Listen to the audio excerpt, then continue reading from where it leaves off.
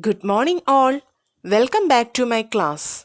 The third part of the lesson speaks about the sixth sense of the animals.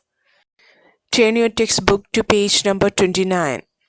Before the giant waves slammed into the coast in India and Sri Lanka, wild and domestic animals seemed to know what was about to happen. They fled to safety. According to eyewitness accounts, elephants screamed and ran for higher ground.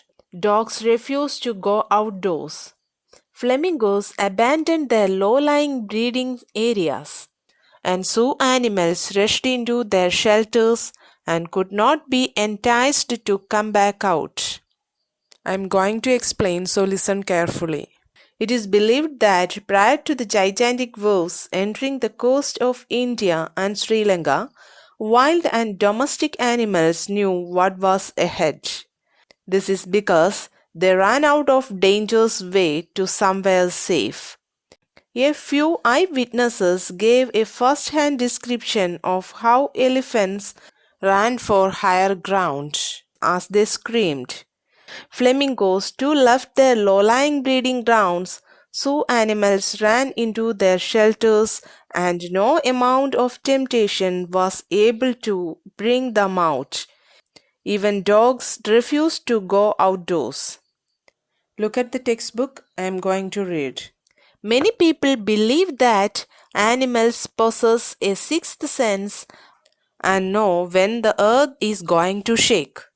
Some experts believe that animals' more acute hearing helps them to hear or feel the earth's vibration. They can sense an approaching disaster long before humans realize what's going on. We cannot be sure whether animals have a sixth sense or not. But the fact is that the giant waves that rolled through the Indian Ocean killed more than 150,000 people in a dozen countries, but not many animals have been reported dead. I am going to explain, so listen carefully. It is well known among people that animals are intuitive towards the earth's shaking. Some experts are of the opinion that they can hear or feel earth's vibration in advance because they possess enhanced acute hearing abilities. That's why they can perceive an approaching disaster a lot earlier than humans. It is quite obvious that we cannot say surely that animals are intuitive and can sense the disaster early on, but the evidences quite point towards it.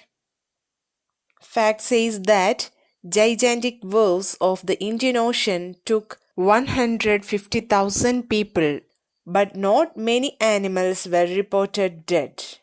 Look at the textbook.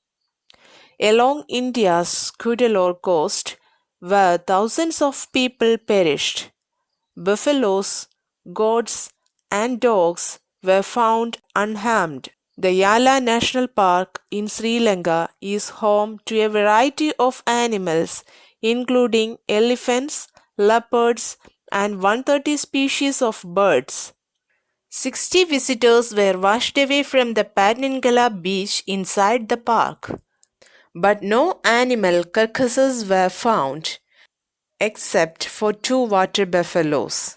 About an hour before the tsunami hit, people at Yala National Park had observed three elephants running away from the Patnangala beach. A Sri Lankan gentleman who lives on the coast near Gale said his two dogs would not go for their daily run on the beach. They are usually excited to go on this outing, he said.